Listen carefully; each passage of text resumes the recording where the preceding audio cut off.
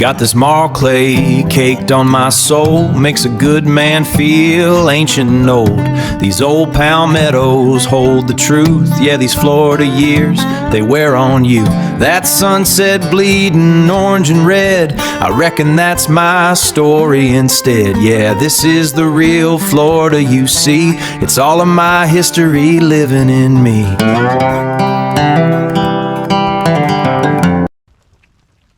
Hey, y'all, let me tell you a little something about Florida. Oh, and other folks will tell you, too. The heat, it does strange things to people. It ain't just the sun, it's the pressure. The kind that builds quiet. And then all at once, Gulf breeze. A pretty place, too. Palm trees swaying, kids riding bikes, neighbors waving like everything is just fine. But y'all know how it goes. Sometimes the prettiest streets, they hide the ugliest truths. Now, Collin Turner and Bree Kuhn, on paper, hey, they look like a regular family. 3 kids, a home, a life folks might even envy if they didn't look too close. But behind that front door, things weren't steady. No, they weren't steady at all. Arguments weren't rare. They were routine. The kind where voices carry through walls, where neighbors hear just enough to feel uncomfortable, but yet not enough to step in. And that's the thing about domestic trouble. It doesn't usually start loud. It starts with tension. A look, a certain tone, a word said just a little too sharp. And then one day, it ain't just words no more.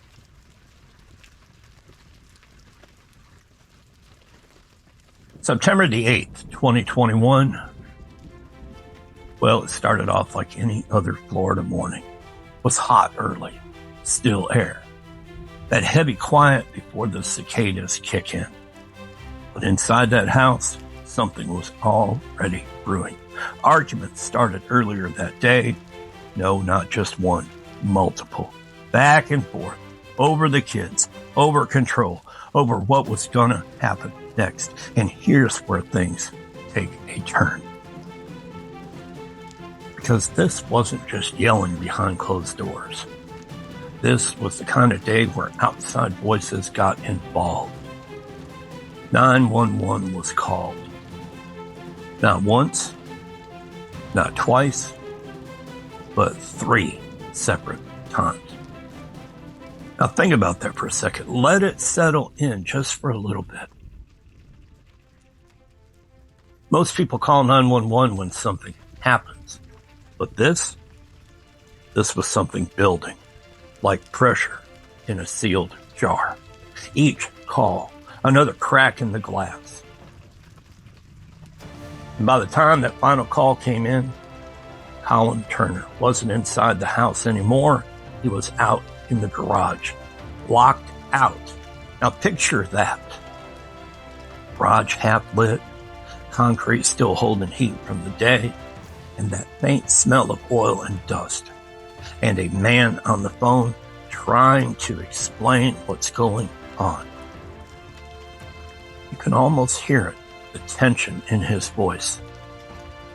Not yelling. Not panicked at first, just strained. Like somebody trying to keep control of a situation that's already slipping away. And then there was movement. A door opens. You don't see it, but you hear it. That shift in air. That moment where everything changes. Now this right here, this is the part that stuck with people and still sticks with people to this day. Because it wasn't just what happened. It was how it was heard. Through a phone line, through a 911 call, live. No filter, no editing, no delay, just plain reality. There's a sound. It was sharp and it was sudden. A gunshot. And then a voice. clear enough that it don't leave your head once you've heard it. She just shot me. Not anger, not confusion, just shock. The kind of shock that comes when your world flips in less than a second. And before that moment can even settle, more shots, one after another, fast, final, and then nothing. No more words, no more movement, just silence on the line. Now, y'all already know how this part goes. Sirens always come. Police, EMS, lights flashing against houses that just hours ago looked normal. But here's the truth most folks don't say out loud.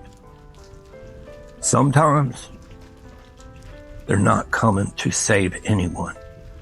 They're coming to confirm what's already been done, what's already gone. And when officers arrived, Collin Turner was still there with 4 gunshot wounds. There was no saving him. There was no second chance. Just a scene that told its own story. And inside that home, Bree Kuhn, the one who pulled the trigger. Now, every case like this, it splits in 2. You get 2 versions of the truth, hers and his. Only one of them gets to speak in court. In Bree Kuhn's defense, they said this wasn't murder. They said this was fear and years of it. They talked about abuse. They talked about control. And they talked about a woman who possibly might have been pushed to the edge. Said she believed she had no other way out.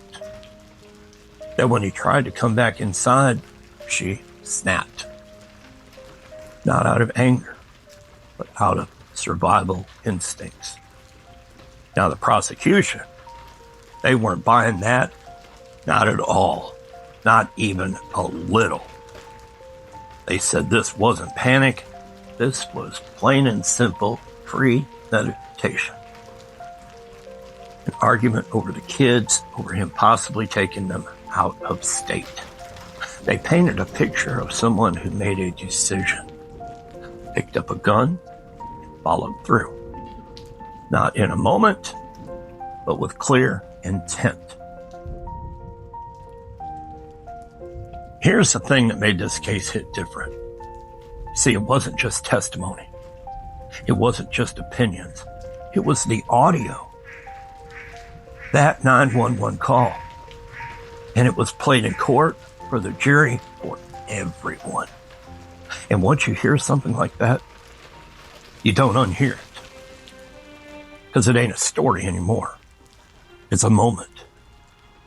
Frozen in time. The shot, the voice, the silence. That recording didn't argue. It didn't explain. It just existed. And sometimes, wow, that's louder than anything a lawyer could ever say. Well, when it was all said and done, the jury had a choice. Was this self-defense or was this murder? And they came back with their answer.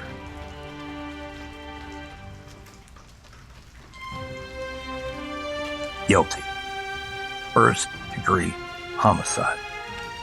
Not heat of the moment, was not an accident, but clear intent, and the sentence was life in prison. There was no rewinding that day, and there was no fixing that moment in the garage. Just consequences, and permanent ones. And here's the part folks don't sit with long enough. The aftermath ain't just courtrooms and headlines. Because y'all, there were 3 kids inside that house. 3 lives split down the middle in a single afternoon. One parent gone, the other one locked away. And no matter what side folks take, those children are the ones that will carry it forward for the rest of their lives. And that's the part that don't make the news the same way. But it's real. Oh yeah, folks, it's real. And it lasts longer than any trial. These kind of stories, they don't end loud. They tend to end quiet. A house that don't sound the same anymore. A garage that holds a memory nobody wants. Neighbors who still think about the day when things got too still. And somewhere out there, a recording still exists. A man's last words caught between a phone call and a moment that never should have happened.